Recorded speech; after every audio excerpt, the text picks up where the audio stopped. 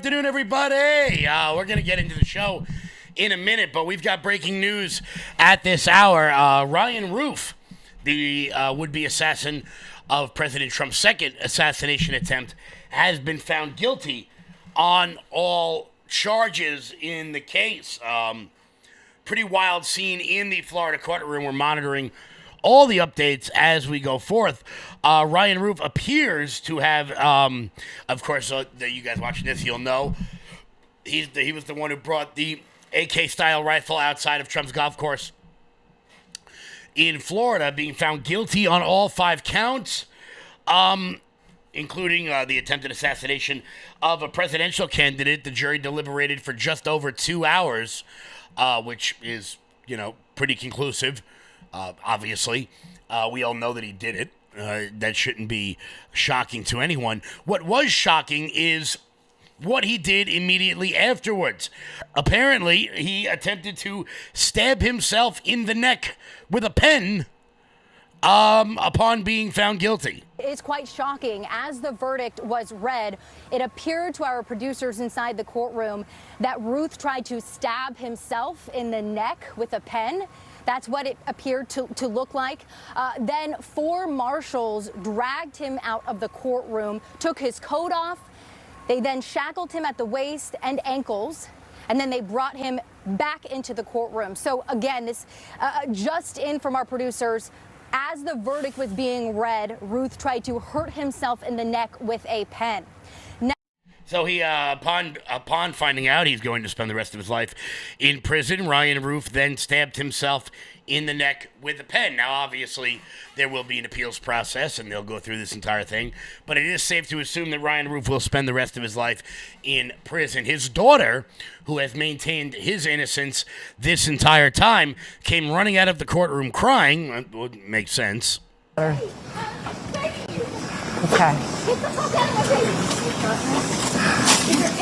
It was there, just now.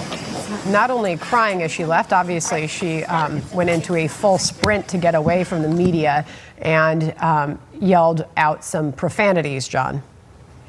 Yeah, well, clearly she's upset. To Jim Trustee's point, she's likely been talking to her dad. So pretty wild stuff down there in Florida, as always. Wild stuff always happening in the orange state of Florida. We're monitoring what happens.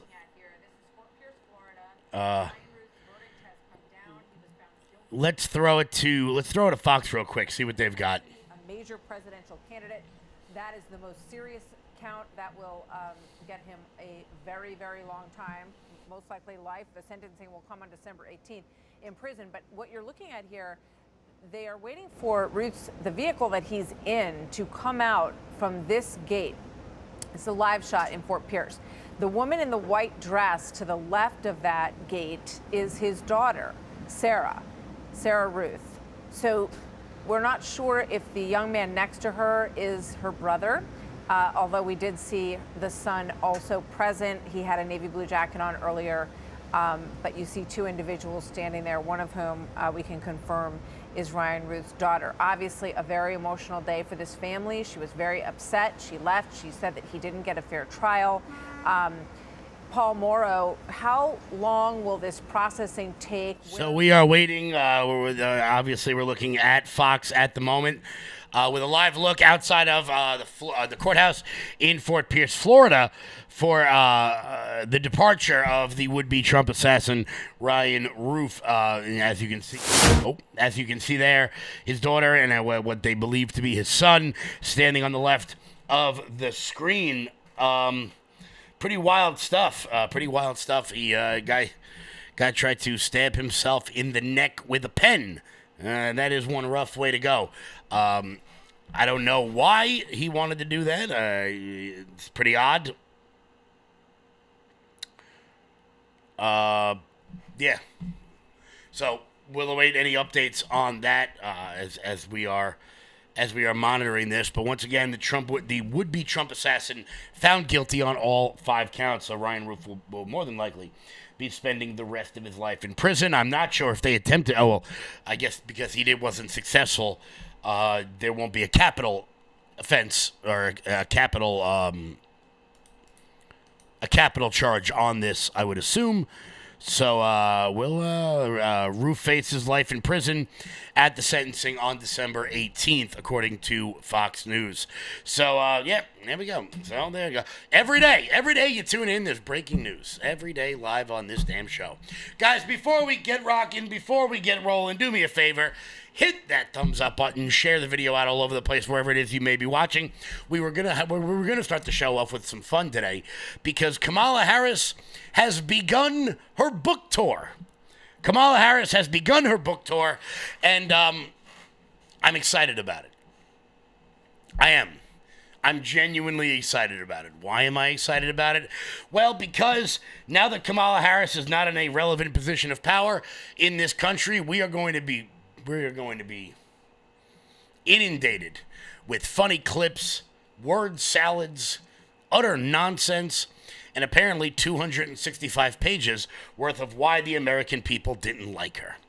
I'm really excited about it. Little side note for all of my fantasy football players out there. Do I have any fantasy football bros in the chat? You guys will understand this.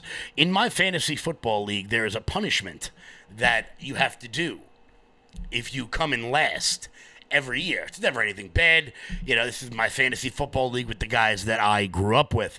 Well, the punishment this year is that if you come in last place in our fantasy football league, you have to read Kamala Harris's book and then present a detailed book report to the rest of the league. So, having said that, Jamar Gibbs, if you could please score me some touchdowns, that would be spectacular, because I really don't want to read that book. Guys, hit the thumbs up button, share the video out wherever you're watching, just retweet, just right of center. Watching on X, how you doing? Always love the X crowd. Wendy watching over on the Loud Majority Rumble account. Very, very good stuff. Very good stuff. Tim Huff, what's happening? Guys, before we get rocking, before we get rolling, making fun of Kamala Harris, do me a favor and head on over to loudmajorityusa.com. That's loudmajorityusa.com. Sign up for the newsletter. Check out our shop. That is the best way to support this show and everything we've got going on over here. Also, if you're watching on my Rumble page, or I guess if you're watching on any of them, please become a monthly subscriber on Rumble. That is how we keep the lights on over here. Kevin is doing a football league of impractical jokers. Yeah, no, we do it every year. Every year there's a punishment. It's never anything bad, It's just funny. It's just funny. Guys, head on over to loudmajorityusa.com. Sign up for the newsletter. Check out our shop. If you guys want anything over on the shop, you can use promo code RUMBLE to get 20% off everything on the website. That's promo code RUMBLE to get 20% off everything on the website. Also, for the home crowd, I will be at the Massapequa Sons of Italy Fair this Sunday. Giddy up, let's go. Come on down, have some sausage and peppers, and help us register some new voters. Also, big announcements coming real soon about the Montauk Rally, about the Long Island America Club that is about to be started. I'm jacked. I hope you're jacked too. Giddy up, let's go. So, Kamala is out on her book tour, baby, and it is getting funnier and funnier by the day. Now, today I've had my choice of where we could start. Could we start with Rachel Maddow? Could we start with CNN? But we won't. We won't start with any of them. Because when we need wisdom, and we need clarity, and we need the importance of political dialogue in this country, there is only one place and one place only we can go. And of course, that would be the illustrious ladies of The View. If you have to pin it down to one thing, what was the primary reason, do you think, that you lost? There are many factors, I think, that played into the outcome of that election. But I think probably one of the biggest in my mind is we just didn't have enough time. You didn't have enough time. We didn't have enough time. Oh, yeah. Well, you didn't. And, one of the reasons I wrote the book is this is unprecedented. Think about this. Yeah. That there's a race for president of the United States. The current sitting president is running for re-election. 3.5 months from the election, he decides not to run. The sitting vice president then takes the mantle, running against a former president of the United States who had been running for 10 years with 107 days until the election. And by the way, another piece of what is unprecedented and a bit historical about that race, it is the closest presidential race in the 21st century in terms of the outcome. Wow. The closest. Say that again, because he likes to say over and over again he's got a mandate. And that's part of why I wrote this book, because history will talk about this race. It is part of American history. And it was important to me that when history is written, that my voice be present about.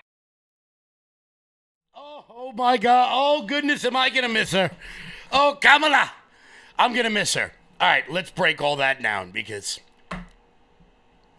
there's so much there. Imagine saying so many words without actually saying anything at all. Number one, she didn't have enough time. Actually, you know what? We're going to skip that for a second. We'll save that till the end. The closest presidential race of the 21st century. Well, there's only been 6 of them, so that's not really like, a thing. All right, so even if it was the closest, which it wasn't, I would say Bush v. Gore might have been a little bit closer than that. Just saying.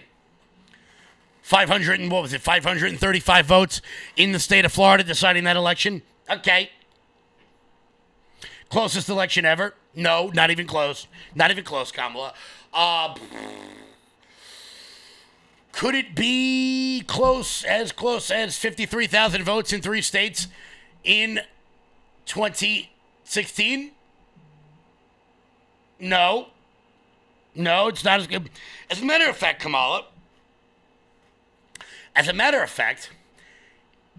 it might be the least close election in history. You lost the popular vote one of 2 times that has happened in the 21st century.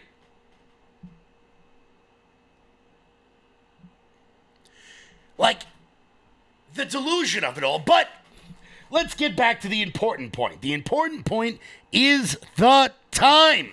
107 days. 107 days. Now, let's ignore the 6 years she had as a senator. Let's ignore the, 3 years and 9 months she had as vice president. Kamala, the reason why you had 107 days is your fault. Is your fault. You could have come out at any time, and said, hey, the emperor has no clothes. The emperor has no clothes. You could have. You chose not to. And that will be your political legacy, as Stephen A. Smith rightly points out. I believe Kamala Harris's political career is over. I think you've seen the last of her with this book, politically. I'm quite sure she's a highly intelligent woman, very accomplished. She's a former state attorney general. She's a former senator. She's a former vice president of the United States, and obviously the Democratic nominee for the presidency of the United States in 2024. But this was the last straw, and I'm going to tell you why. Because although I'm certainly not an advocate of her diming out her boss and talking about whatever deficiencies he may have had, you could have said something. You could have done something other than what you did. And I don't want to hear about 107 days and that's all you had. You know what 107 days gave you? It gave you the opportunity to take over the campaign and do it your way instead of capitulating to what his people wanted you to do and you doing whatever you thought was necessary under the realm or the guise of loyalty and costing, and in some people's eyes, costing yourself the presidency. There are things that she could have done that was more effective. Don't get me started with her appearance on The View. Don't get me started with when Sonny Houston looked at her and said, is there anything that you would do differently than Joe Biden? And I can't think of anything. Nobody wants to hear that. When the country was in the state that it was in, and we knew that change was the order of the day, and you had a candidate that was not only using her rhetoric, her verbiage, and the lack thereof from him, but also was accusing her as hiding and engaging in his own definition of machismo or misogynism or whatever you want to call it, to point out how he was a man's man and he goes everywhere and he talks to everyone, while she was not willing to do that initially. And then you come out with a book in the aftermath of it all, and you've talked about Pete Buttigieg and, you know, him being gay, or you talked about Josh Shapiro, the governor that I just interviewed the other day, and you talked about him being too eager for the vice presidency when he was clearly a better choice than Tim Walz, or you want to talk about Gavin Newsom now, but you wouldn't do it before. Nobody's trying to hear that now. That is the candidate that's on her way out the door, and I'm not saying I wish it. I've had the pleasure of meeting her once before. She is a very nice person, very accomplished. I respect her, but when I look at the excerpts from this book, it's too little, too late. And that's what this comes down to. As far as I am concerned, I believe, and I hope I'm wrong, but I believe her political career is over. And you know what? I'll take Stephen A's word for it. Big fan of Stephen A. I know a lot of people don't like Stephen A. Whatever. Not really the point. Been a fan of him my whole life. But he's a regular person that exists in the real world. It wasn't the fact that you had 107 days, Kamala Harris. It was the fact that you refused to do any controversial interviews. You refused to go on any shows of substance. You thought you were above it all. Donald Trump went and sat down with some kid named Aiden Ross and did the Trump shuffle in front of Mar-a-Lago. Donald Trump went on Joe Rogan. Donald Trump went on Theo Vaughn and spoke to a different group of people. Whereas you spent $1.5 billion. $1.5 billion. And had one of the worst presidential campaigns of all time. And I'm going to tell you why she didn't do a lot of these interviews. Why she thought that going on The View was going to help her. And it's a problem that the right wing has as well. They'll go on Fox News, they'll go on Newsmax, they'll come on shows like this one, and they'll preach to the choir instead of doing what the right wing does. And the right wing does it, some people on the right do it because they are without choice. By going on lefty shows, by going on Face the Nation, by going on Good Morning America, by going on MSNBC as often as possible, Scott Jennings on CNN, taking names and kicking ass all day long. We are without options many times. But another reason why many of these establishment Democrats do not go on some of these shows is because when they do, they make a complete ass out of themselves. When they talk to people with gigantic platforms who are not political people. Anna Navarro is a CNN contributor. She knows exactly how to ask the question to get the answer she wants. She knows exactly where her bread is buttered.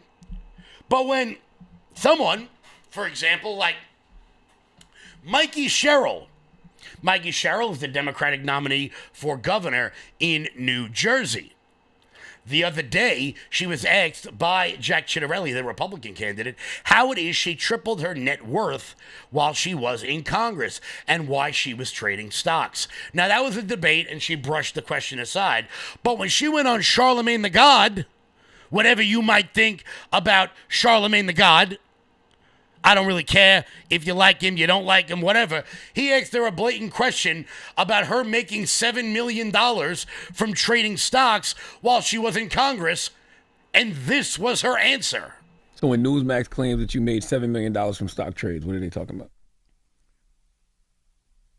Newsmax is, first of all, a very questionable organization that is paying multiple fines. I'm not sure what they're talking about, Well, did you make $7 million in stock trades at all? Or? I haven't. I don't believe I did, but I'd have to go see what that was alluding to again. What kind of came from? What? She literally had to pay fines from the FCC from the FEC, excuse me, due to her stock trading. And she goes on a show and get asked a pretty blatant question, pretty straightforward, can't answer the damn question. These people aren't real.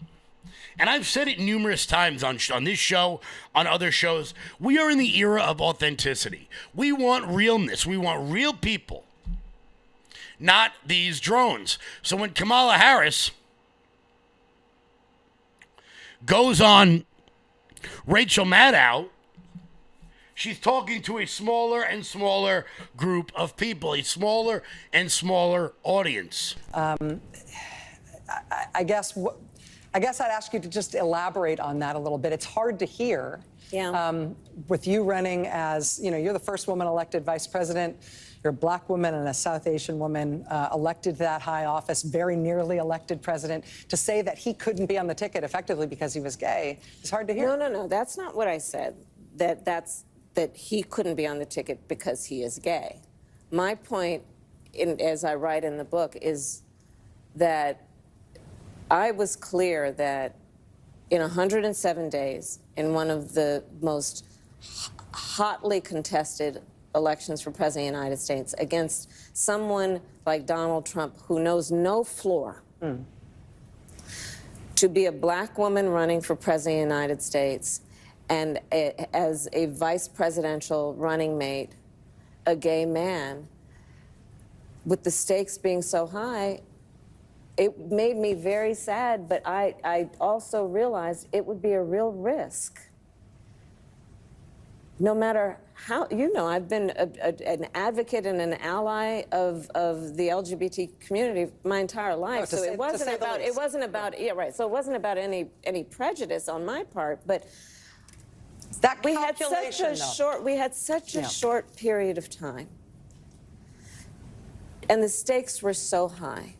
I think Pete is a phenomenal public servant. And I think America is and would be ready for that. But when I had to make that decision with 2 weeks to go,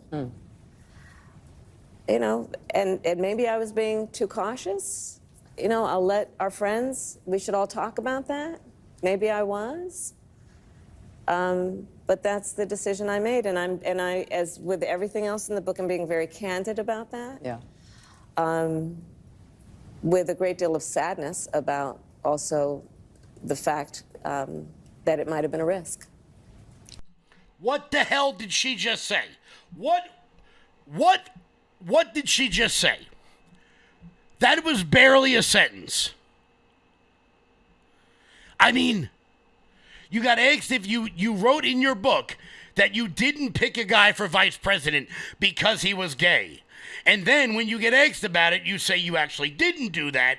And then when you get asked what you meant, you do whatever the hell that whole, I'm going to miss her. Oh, I'm going to miss her so much.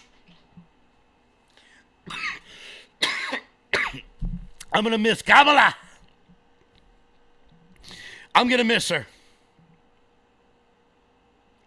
The word salads and the nonsense and the just working around the questions, and it's probably why somehow, some way, I'm not sure how, somehow Kamala Harris is less popular now than she was when she lost. I would just say that if you want a messenger to go against Donald Trump, you can do far better as Democrats than Kamala Harris. What are we talking about here? Well, let's take a look at her net favorable ratings nationwide. Back in October of 2024, she was at -5 points. Not exactly great, but pretty close to the zero mark, right? Pretty close to even. But now, down under she goes. She's at -13 points. That's an 8-point drop since the general election among the overall electorate. She is not well liked at this particular point. The American people, they don't want this. They don't want her. And get this, she's 37 points underwater with independents. If you can't win independents, you can't win the election. And the bottom line is, with those in the center of the electorate, those who are the most up for grabs, she is way, way, way underwater. She is definitely swimming with the fishes. So that How could she be less popular than when she lost? The level of delusion in this woman. And oh, by the way, just to put a fine point on it, you didn't pick Pete Buttigieg because he was a gay man. And then you picked Tim Walz. Look, Tim Walz is significantly gayer than Pete Buttigieg. He just is. Like, sure, Pete Buttigieg had that whole breastfeeding thing on, which was very odd. But Tim Walz is significantly gayer than Pete Buttigieg. That is an objective fact. That is not opinion. That is not conjecture. Tim Walz might be the gayest person in America. But why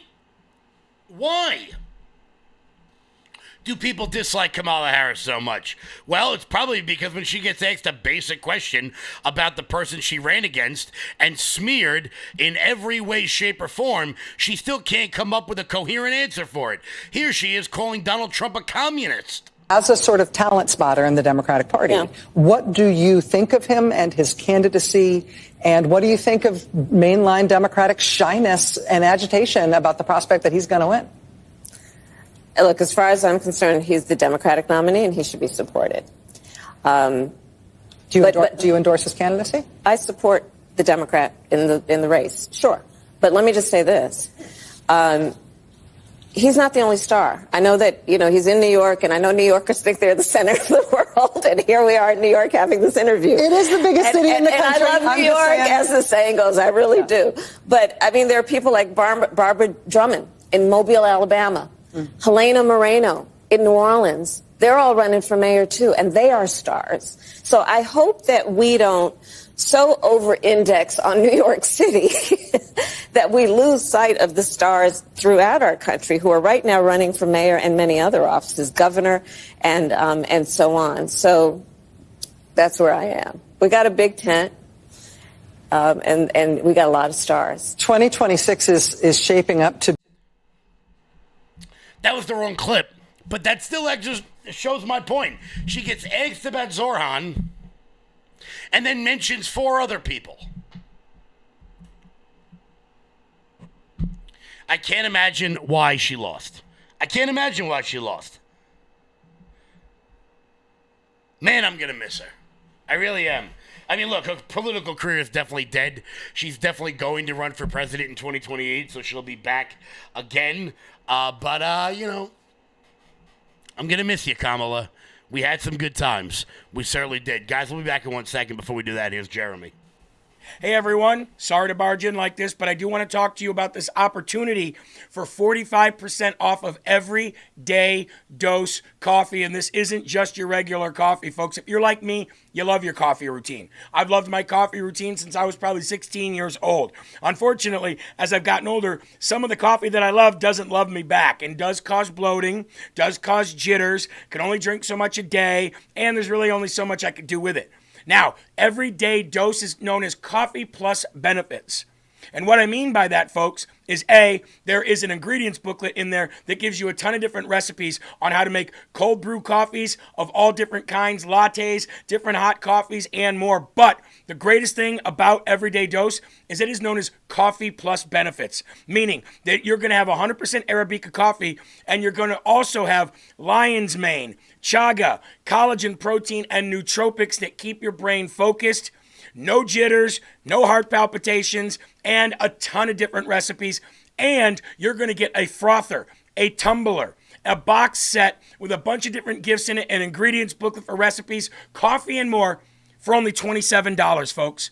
45% off by going to everydaydose.com/LFATV. That's everydaydose.com/LFATV. Why not expand your experiences with coffee. That's everydaydose.com/LFATV. So President Trump spoke at the UN today, and of course he had nothing but nice words for everyone at the UN. I'm kidding, of course. He was himself, which is why we love him, and we love what he does. He went off on many of the world leaders in attendance, as he rightly should, for their complete and utter nonsense that they have been perpetuating over a great many number of years. He went after countries like China and India for basically helping to fund Russia's war in Ukraine. The only question now is how many more lives will be needlessly lost on both sides. China and India are the primary funders of the ongoing war by continuing to purchase Russian oil. But inexcusably, even NATO countries have not cut off much Russian energy and Russian energy products, which, as you know, I found out about 2 weeks ago, and I wasn't happy. Think of it. They're funding the war against themselves. Who the hell ever heard of that one? In the event that Russia is not ready to make a deal to end the war, then the United States is fully prepared to impose a very strong round of powerful tariffs, which would stop the bloodshed, I believe, very quickly. But for those tariffs to be effective, European nations, all of you are gathered here right now, would have to join us in adopting the exact same measures. I mean, you're much closer to this. We have an ocean in between. You're right there. And Europe has to step it up. They can't be doing what they're doing. They're buying oil and gas from Russia while they're fighting Russia. It's embarrassing to them, and it was very embarrassing to them when I found out about it, I can tell you that. They have to immediately cease all energy purchases from Russia. Otherwise, we're all wasting a lot of time. So I'm ready to discuss this. We're going to discuss it today with the European nations, all gathered here. I'm sure they're thrilled to hear me speak about it, but that's the way it is. I like to speak my mind and speak the truth. I mean, look, he's not wrong. The rest of the world continues to buy cheap Russian oil and gas, keeping this war going. What is the point of the United Nations? Seriously, what is the point of the UN if those nations are not going to come together to stop the common enemy? Everybody wants to see Russia stop killing Ukrainians. Everybody wants to see that. But if Europe and China and India continue to fund the war effort, then we're just spinning our heels here. We're pissing money away on absolutely nothing. The war could end tomorrow if Europe, China, and India would stop buying Russian oil. But they won't. So what are they going to do? They're going to sit there and they're going to tweet about things and they're going to talk about how they want wars to end, and they're going to keep doing the exact same thing. Even worse, they're going to talk about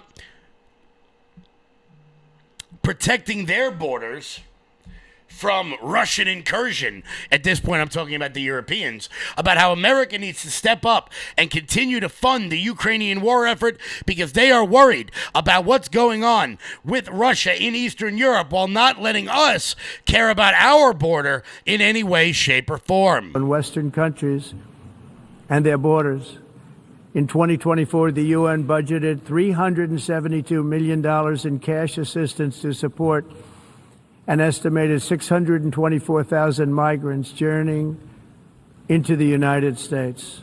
Think of that. The UN is supporting people that are illegally coming into the United States, and then we have to get them out. The UN also provided food, shelter, transportation, and debit cards to illegal aliens. Can you believe that? On the way to infiltrate our southern border. Millions of people came through that southern border. Just a year ago, millions and millions of people were pouring in, 25 million altogether over the 4 years of the incompetent Biden administration. And now we have it stopped, totally stopped. In fact, they're not even coming anymore because they know they can't get through. But what took place is totally unacceptable. The UN is supposed to stop invasions, not create them and not finance them.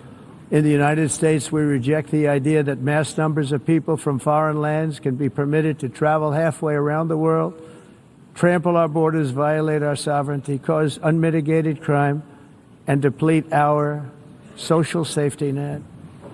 We have reasserted that America belongs to the American people, and I encourage all countries to take their own stand in defense of their citizens as well.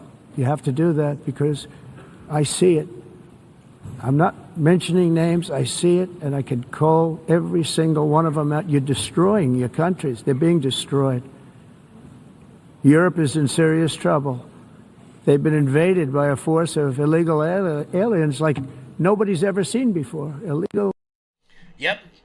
And that's why we're seeing the rise of populist nationalism all over the world. We're seeing it throughout Europe. Europe wants to be for Europeans.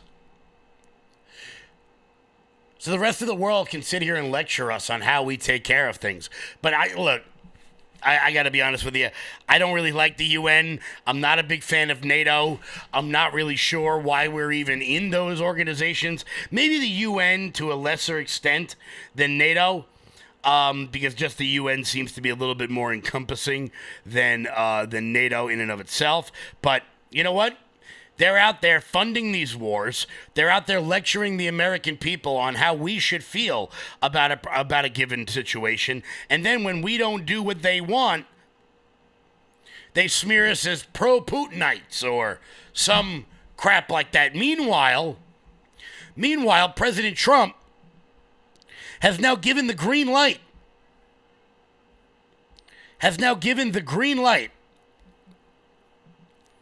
For NATO to start shooting down Russian aircrafts once they enter NATO airspace. So I'm concerned that because NATO nations haven't gotten on board yet, this could drag us into a larger conflict. Luckily,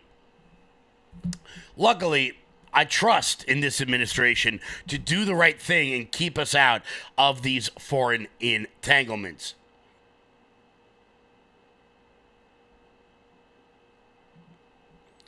I hope I'm right. I think I am. Guys, we'll be back in 1 second before we get to that Old Glory Bank. When big banks decide who gets access to America's financial systems and who doesn't, who do you think gets left out? Middle Americans who proudly wave their pro-America values. Cancel culture in banking is corrosive. It limits your participation in a vibrant, free market economy. Fortunately, you can fight back. You now have the opportunity to invest in the bank that's investing in a fair American banking system, one based in freedom. Ownership in Old Glory Bank, the pro-America online bank, is here.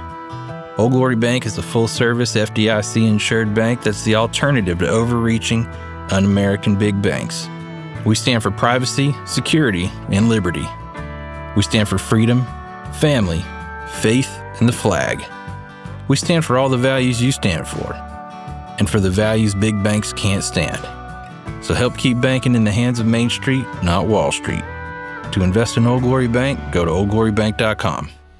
Guys, head on over to oldglorybank.com. That's oldglorybank.com and join the bank that supports your values and supports the American mission, guys. Lock in some of those interest rates now before Jerome Powell either loses his job or wakes up, whichever comes first.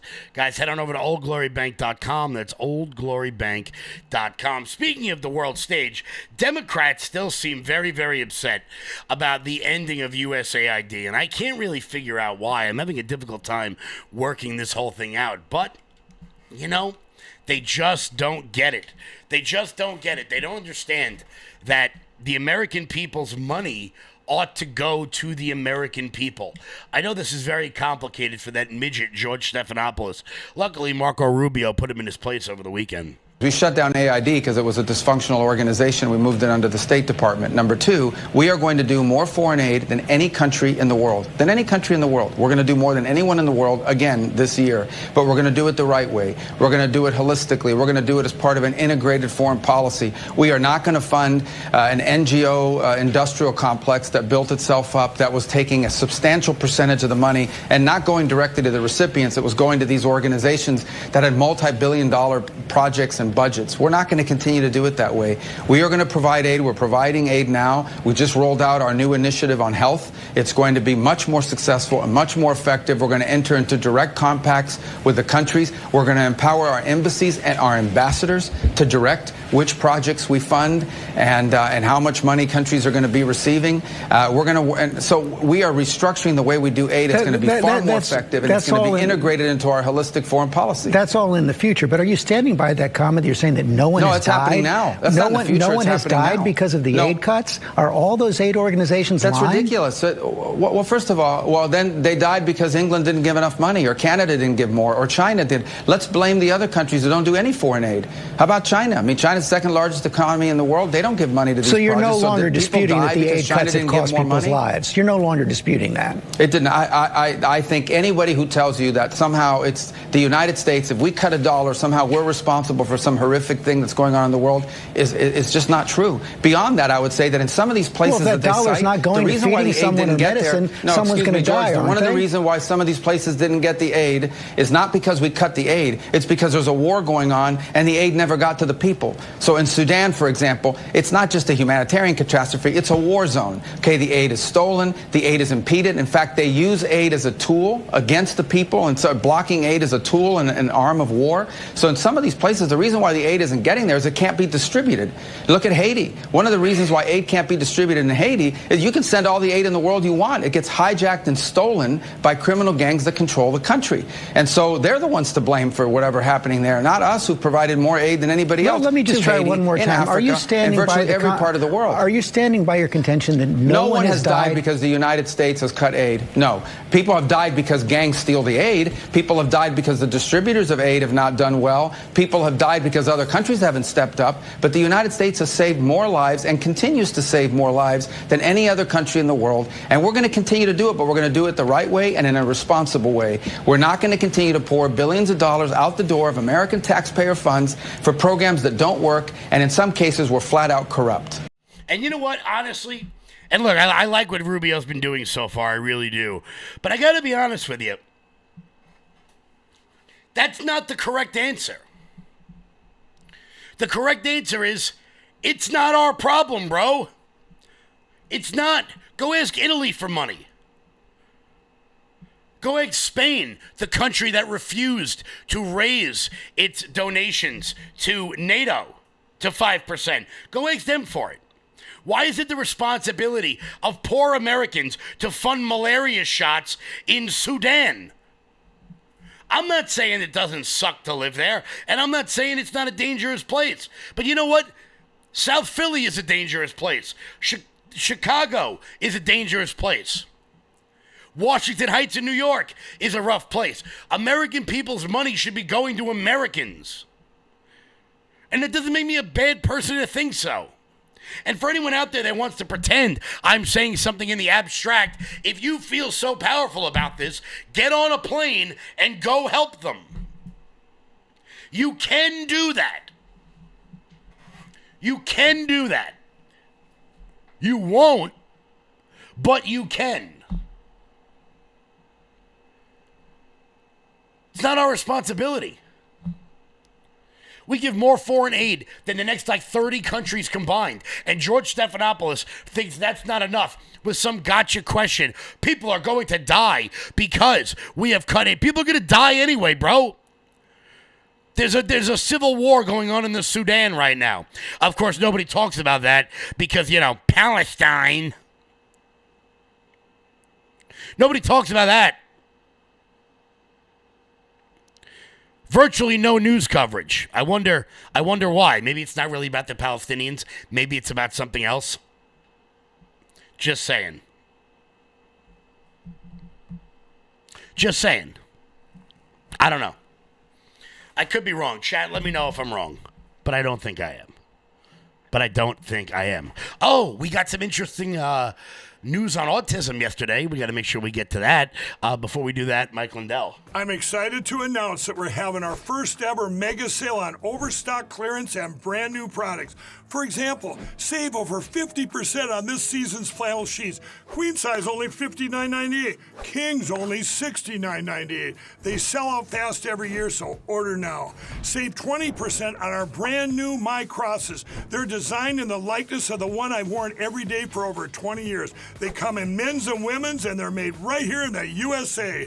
Get our 2025 six-piece My Towel sets for only $29.98.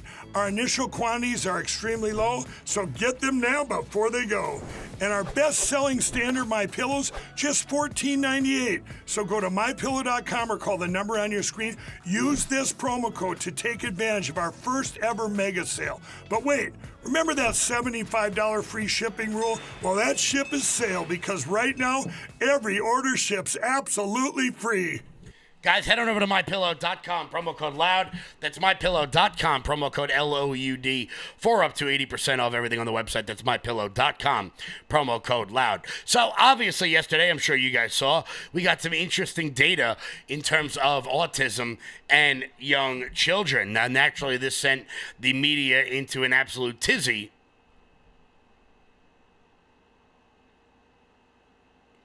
Naturally, this sent the media into an absolute tizzy because, apparently the doctors they choose weren't the ones on stage saying it. We should definitely, talk to Leanna Wen, who, worked for Planned Parenthood and oversaw the infanticide of millions of kids. We should definitely make sure we ask her about it.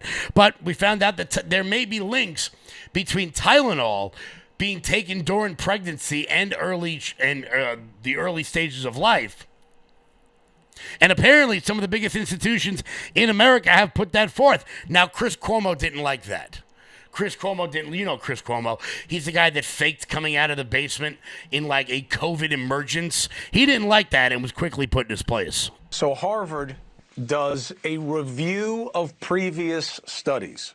And they came up with what I would term as a layman, right, because I'm not a clinician, as a split decision in favor of studies that found that Tylenol may have an association with negative effects, including potential forms of autism. This research is not a split decision, as you described. 27 studies found an association between prenatal use of acetaminophen and autism. And there were 13 studies that went the other way, but the authors concluded that the higher quality studies favored an association. And if I can just quote the dean of the Harvard School of Public Health, my former institution, quote unquote, there is a causal relationship between prenatal acetaminophen and the neurodegenerative disorders of ADHD and autism spectrum disorder. Well, Chris Cuomo got it from Harvard, and he still didn't like the answer. He still didn't like it. Also, even if the studies did show a, quote, split decision, then maybe it's best to err on the side of caution.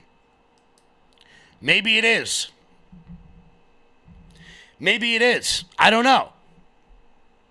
Are you going to die if you don't take Tylenol? I don't take any over-the-counter drugs. Tylenol, Advil. If I have a hangover, I just do it the old-fashioned way. And I get some sleep, and I drink some water. I don't know. It's something interesting to look into, and Trump decided to say that pretty much exact same thing to a reporter in the Oval Office. Thank you, Mr. President. I was hoping that you could clear up confusion for moms and dads across America, many of whom voted for you. There's a statement that was put out by the American College of Obstetricians and Gynecologists, and in their statement, they write, acetaminophen remains a safe, trusted option for pain relief during pregnancy, and that's at odds with what you said and with what many of the experts say. How do you clear up this confusion? That's the establishment. They're funded by lots of different groups. And you know what? Maybe they're right. I don't think they are, because I don't think the facts bear it out at all. They're fighting for something that, in my opinion, they shouldn't be fighting for. But here's the thing. There's no downside to doing, other than a mother will have to, as I say, tough it out a little bit. There's no downside to doing this. It's not like, oh, if you do this, you're going to die. There's no downside. There's no downside to going over a 4-year or a 5-year period or a 3-year period, or even if you space them out for 6 months, you space it out. There's no downside. And that's why I will say the gentleman behind me, they have very strong views, and they feel that we're right, but they'll have more research done over the next 2 months. I said, well, 2 months is a long time. A lot of people could be saved, and there's no downside to doing it. Everything I said, there's no downside to doing it. It can only be good. And I think you're going to see very good results. That's establishment stuff, and we've been reading that about a lot of things for years. And you know what's happened? We've gone from 1 in 20,000 to 1 in 10,000 to 1 in 32 to 1 in 10. Think of it.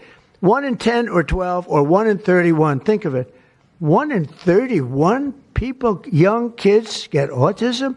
What is it, Jeff? Exactly. There's no downside to not doing it. None at all. All right, let's have more research. Now people are going to look even more into it than they already have. According to Jay Bhattacharya, there seems to be at least 27 studies that show some sort of link. So just don't take Tylenol when you're pregnant.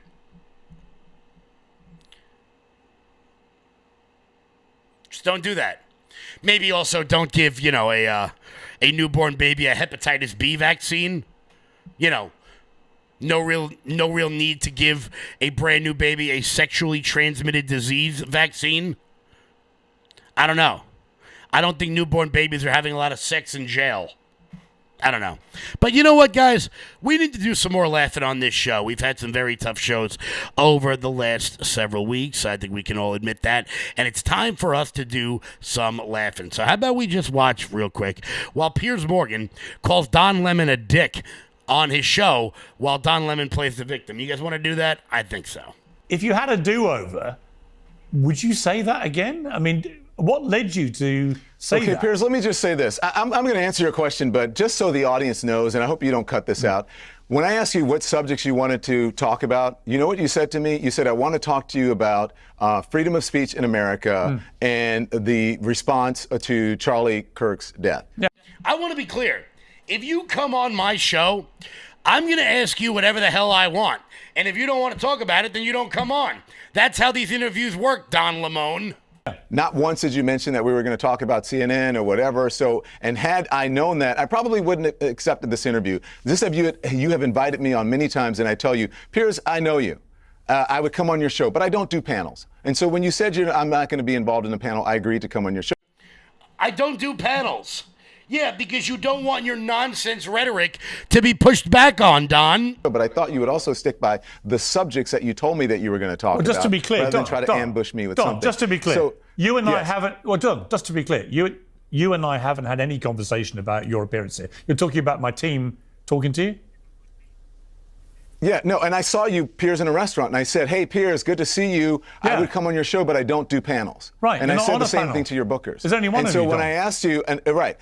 Okay, and so, yes, and I said that's why I agreed to do it. But when you asked me, or when your team asked me what subjects, and I asked them 2 or 3 times, I have the text messages, what do you want to cover? Yeah. Not once was CNN mentioned. So I don't appreciate being ambushed. But let me answer your question Hang on one second. No, Don, hang on 1 second. Let's just be crystal clear about what's just happened. You brought up the subject of cancel culture. I asked you, did you feel your departure from CNN was an example of that? And you answered the question. And I think it's perfectly reasonable. And I answered the question. Perfectly reasonable in that if you'd said to me, I don't want to talk about it, fine. Sorry. You said what you're going to say. By the way, we don't. Disingenuous. I don't like arguing like this. I'm not going to get into an argument with you. Piers, I think that's completely disingenuous. And I think anyone watching this What are you talking about? And so if you will let me, if you will allow me, please what are you stop talking about? Me, okay? Did you invite me here to interrupt me, or are you going to let me? I think you're being a complete dick, if I'm honest with you. Okay. I do. Well, that's very kind and respectful of you. It wasn't intended to be kind or respectful. I don't like the ad hominem attacks. I could respond in kind. You can say what you like about me. I don't care. I think that I'm above that. I'm not going to do. You're not above that. do that, Piers. That's not who I am. I don't understand why you're playing the victim card when you yourself mentioned cancel culture. Because Piers, oh my gosh. Okay, hold on. Let me do this. What are you going to do? Read out my team's messages to you? Piers? It should be embarrassing. Yeah, I can read out the team messages to you because I just think it's completely unfair, and you know that. I'm prepared to answer your question, and then I'm going to move on. I told you I'm prepared to talk about Charlie Kirk's death, the response to it, and cancel culture, and and freedom of the press, and freedom of speech. You were prepared to talk about cancel culture, or you weren't? Unless you. I could watch that all day long. I really could. I could watch it all day. Guys, just a heads up. Wow, this hair's getting out of control. Yeah, I think it's about time to get that cut. Just to be clear, if I go on a show, and I go on a show all the time, and sometimes I'm told of the topics ahead of time, and sometimes I'm not. But if you go on a show that's an hour long, there's no telling where the show is going to go, where the conversation is going to go. Don Lemon openly saying he doesn't do panels is just his way of saying that he never wants to be pushed back on. And that's why he's not on television anymore. By the way, I'm definitely tuning into Jimmy Kimmel tonight. I've never said that sentence before, and I'll never say it again after tonight. But I'm definitely tuning in, and it's going to be hilarious. You know what else is going to be hilarious, guys? Pete Santilli coming up next here on LFA TV. Make sure you guys keep it locked in here. Do me a favor and head on over to LFATV.us. That's LFATV.us. That's your home base, your mothership, your landing pad. For all things LFA TV related, check out the LFA TV store. And while you guys are there, consider becoming a monthly donor over at LFATV.us. Giddy up. Let's go. Pete Santilli is going to be coming up right now on LFA TV. People want me to cut it. I don't know. Should I cut it? What do you think? I think I'll keep it. Guys, Pete Santilli's up. I'll catch you guys back live tomorrow. Until then, everybody, stay loud.